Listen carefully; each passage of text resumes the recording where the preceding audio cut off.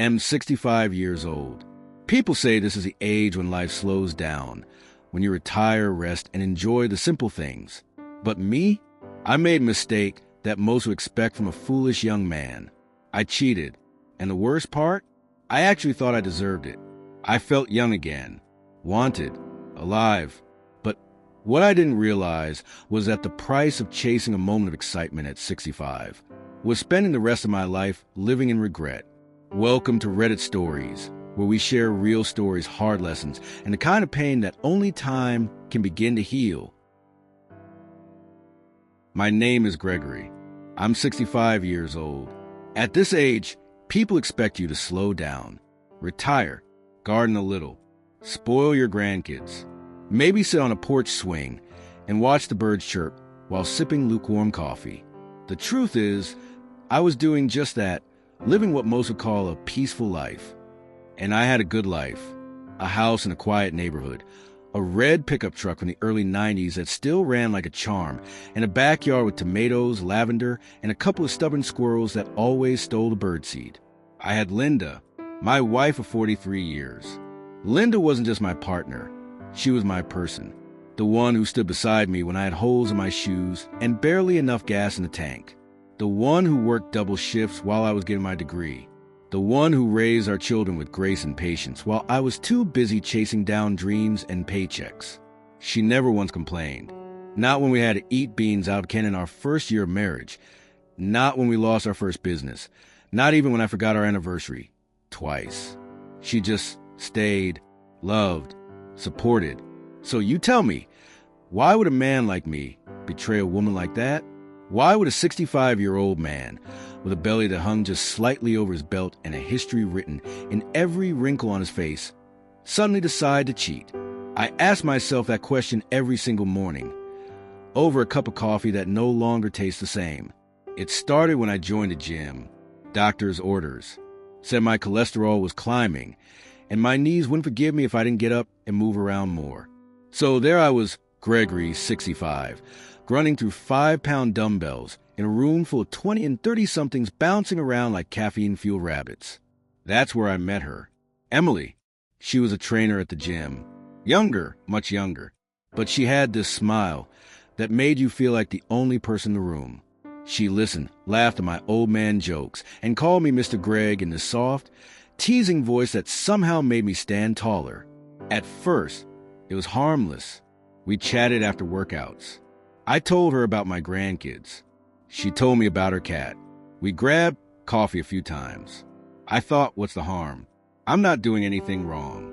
But I started thinking about her when I was home, when Linda was making dinner in the kitchen, when she laughed at a rerun of I Love Lucy, when she reached over to hold my hand during a movie, and I felt guilt creeping in, but also a strange excitement I hadn't felt in decades. Emily made me feel seen, like I was more than just some aging guy taking up space. One day, Emily asked me, Mr. Gregg, if you could go back to being 30 again, what would you do differently?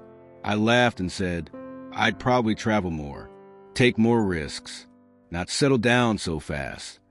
She smiled. Then what are you waiting for? And just like that, the line I'd sworn I'd never cross, I stepped right over it. What started as afternoon coffee turned into dinners. What started as dinners turned into hotel rooms. And what started as occasional lies turned into a second life. I was living behind Linda's back.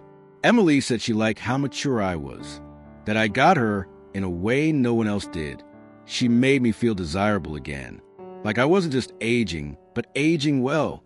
I bought her things, a watch, a phone, paid for a small studio so she could explore her passion for painting. And every time I returned home to Linda, smelling of a different perfume, checking my phone a little too often, I told myself I'd stop, that I'd end it before it went too far. But the truth is, it already had. I was living a lie. I was betraying the woman who washed my socks, nursed me through surgeries, held my hand when our parents passed, and never once turned her back on me. And the worst part, I knew exactly what I was doing, and I still did it. I remember the night everything came crashing down like it happened just yesterday. It was raining. Nothing dramatic, just a soft, steady drizzle tapping on the roof. I walked into the front door like I always did, shook off my jacket, kicked off my shoes, and expected to hear Linda humming in the kitchen or watching her favorite show in the living room.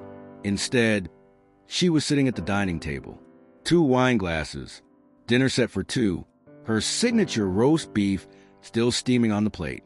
She looked calm, too calm.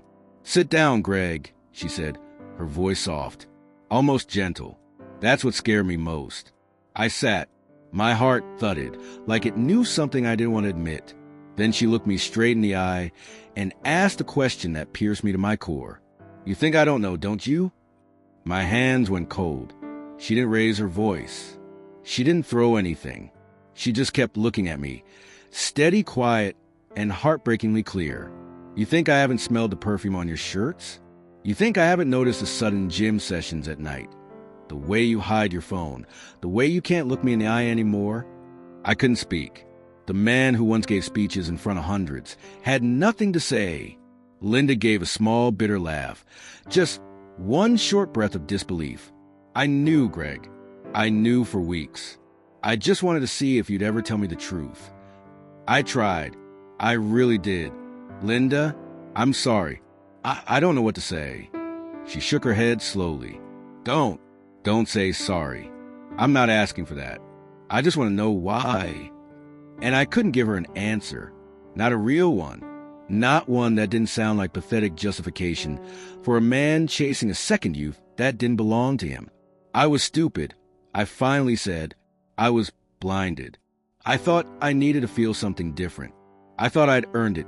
Somehow. But I was wrong. So wrong. Linda stood up. She didn't cry. Didn't scream. She just quietly picked up her plate and started cleaning up, like it was just another evening in a long marriage. Then she walked upstairs. Alone. 2 days later, she left. She didn't yell. She didn't even slam the door. She packed her things in silence, folded every piece of clothing with care, and left her set of house keys on the kitchen counter next to the fruit bowl. There was a note. "Greg, I'm staying with our daughter for a while. I've spoken to a lawyer. Divorce papers will come soon. I don't want anything from you, but I also can't stay with a man I no longer respect." I sat in that kitchen for hours. I didn't eat, didn't move. I just stared at the empty chair across the table, where she used to sit and smile at me like I was still her favorite person in the world. That smile was gone now, and I had no one to blame but myself. Soon, the kids found out. Not because Linda told them. She didn't have to. My daughter sent me a message late one night. "Dad, Mom hasn't been eating. She's lost weight. She's going in for heart tests next week. I used to look up to you, but now I don't even know who you are anymore." And the worst part? I agreed with her. I turned to the only person who might still care. Emily. I told her Linda had found out, that I was getting divorced, that we could be together now. Start fresh. Her expression changed instantly. "Greg, I didn't mean for this to go that far." I blinked. "What?" "I mean, you're great, really, but I wasn't looking for that." I like the attention, the gifts, but I'm not trying to build a life with someone your age. I never thought you'd actually leave your wife. A few days later, she blocked my number. She quit the gym, and just like that, she disappeared. Now I was left with nothing. No Linda, no kids, no lover, just an empty house, a dead garden, and a man in the mirror I barely recognized. One night, I was digging through a drawer and found an old letter Linda had written me on our 25th wedding anniversary. I hadn't read it in years. "Greg, thank you for standing by me through thick and thin. You're my home, my rock, my constant. I don't need riches. I don't need grand vacations. I just need you." I cried, not the quiet kind of cry that sneaks out while watching an old movie. No, this was the kind of cry that shakes your chest and leaves you gasping for air. The kind that only comes when you realize you've broken something you can never fully fix. I started writing letters to Linda, not to send, just to write. Letters about my regret, about the coffee that didn't taste right anymore, about the way the silence in the house echoed now, about the songs that made me think of her. One letter said, I saw an older couple on a park bench today. They weren't talking, just sitting together, holding hands. I stared at them for a long time and realized I didn't just lose a wife. I lost the only person who made silence feel like home. People say you stop losing things when you get older. You've already lived your life, made your choices, collected your regrets. But I'm here to tell you, you can still lose. At 65, you can still lose more than you thought you had left to lose.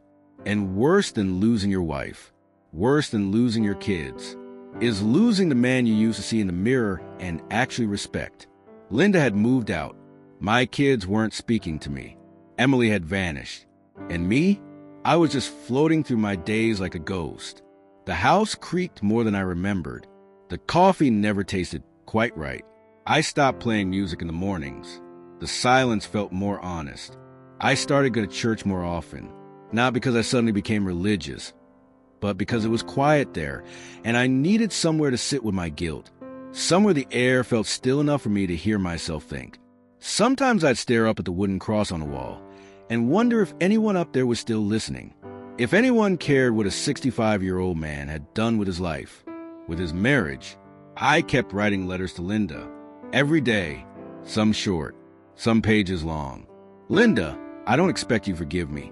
I don't even expect you to read this. But writing helps me feel like I haven't completely disappeared. I put every letter in a small wooden box up in the attic.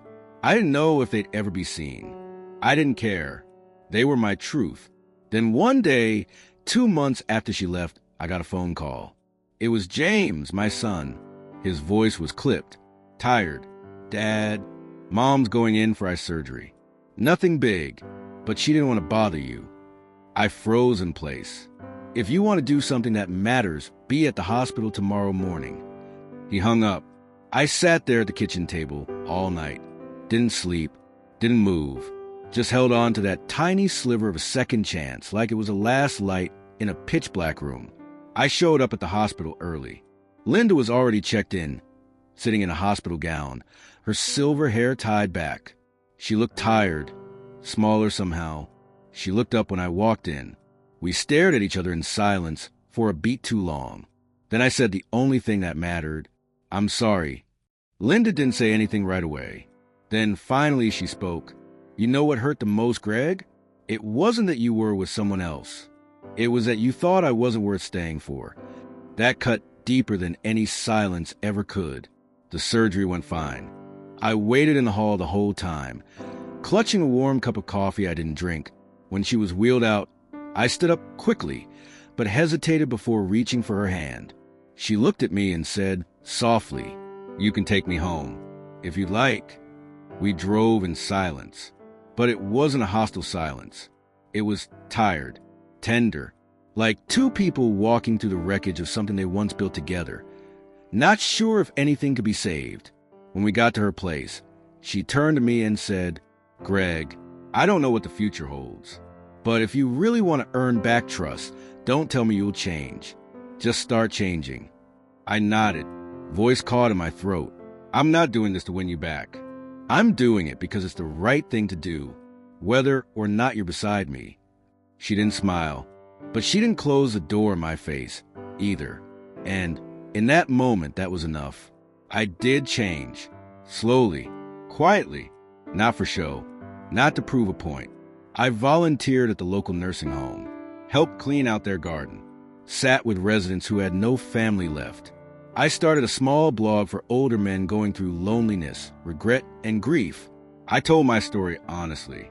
No sugarcoating, no heroics, just a man who made a mistake and was doing what he could to be better. A few weeks later, I received a small box in the mail. No return address.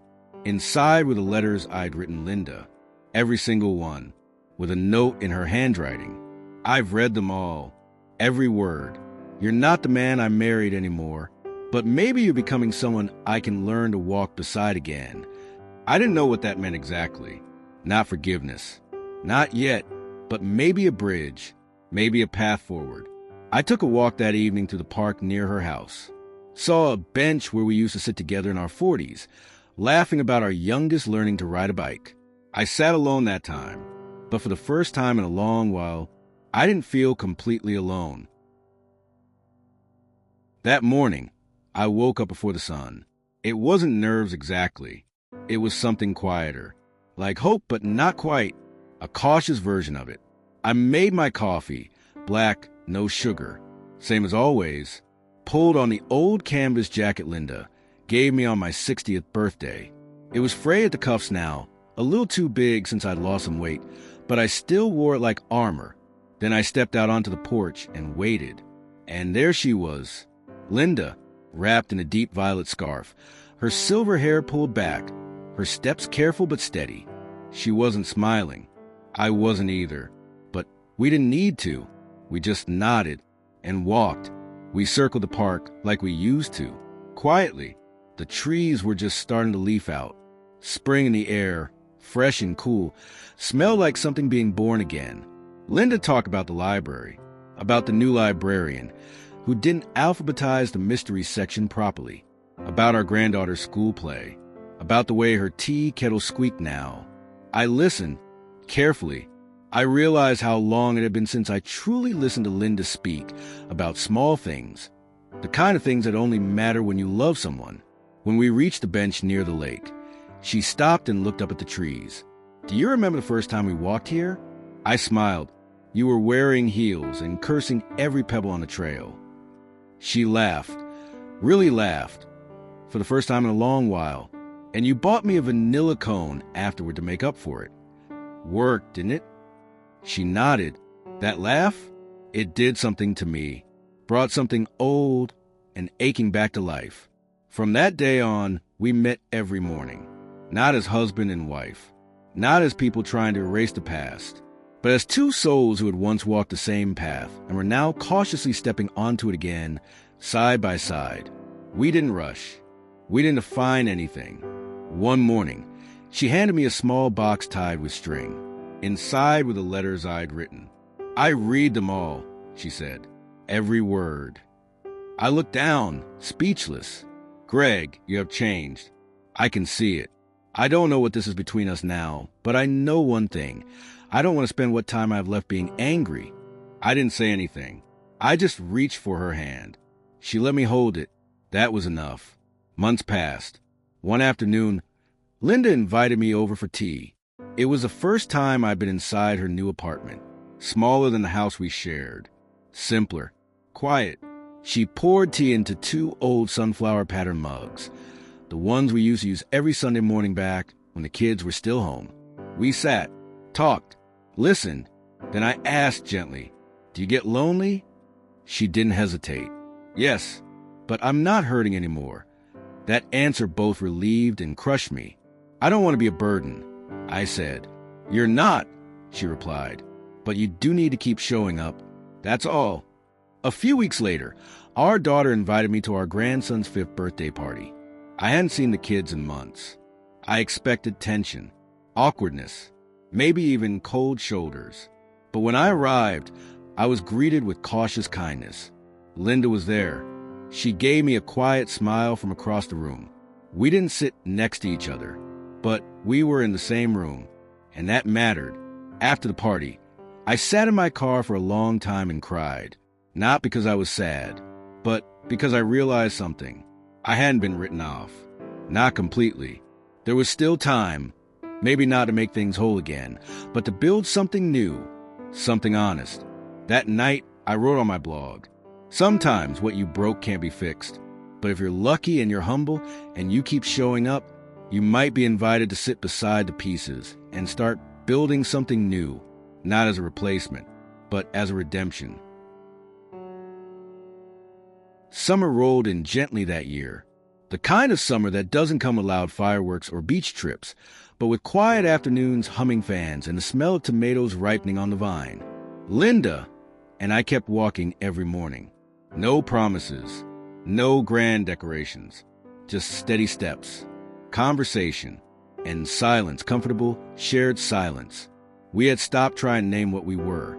We weren't husband and wife anymore, not on paper anyway. But we weren't strangers either. We were something in between, something slower, something that took its time. One morning, after our walk, Linda invited me over for tea again. Her apartment was still neat and simple, filled with small signs of her life without me. A new teapot, a different couch. But on the bookshelf were two things I hadn't expected. A framed photo of us from decades ago, our wedding day. And next to it, a newer photo, us on the park bench, taken by one of our grandkids last week. She handed me an album. Page after page, she collected old memories. Birthdays, Christmas mornings, vacations, quiet Sunday breakfasts. And then at the very back, she had written something in her careful, looping script. You don't need to be the man you were. You just need to be the man you are now, one I can sit beside in peace. We didn't remarry. There was no second wedding, no rings, no legal papers, just Sunday lunches, gardening together in my backyard, afternoon crossword puzzles, helping each other remember doctor's appointments. We began again not as lovers, not as spouses, but as companions, not erasing what happened, not forgetting, but walking through it, slowly, carefully, together. One day, our granddaughter asked, "Are you and Grandma back together?" Linda smiled and said, "Sweetheart, we're walking the same path again. That's enough for us." And it was. I kept writing on my blog, sharing my story with other men like me, older men who thought they were done making mistakes, or worse, thought they were done being capable of change. I told them the truth. You can still break hearts at 65.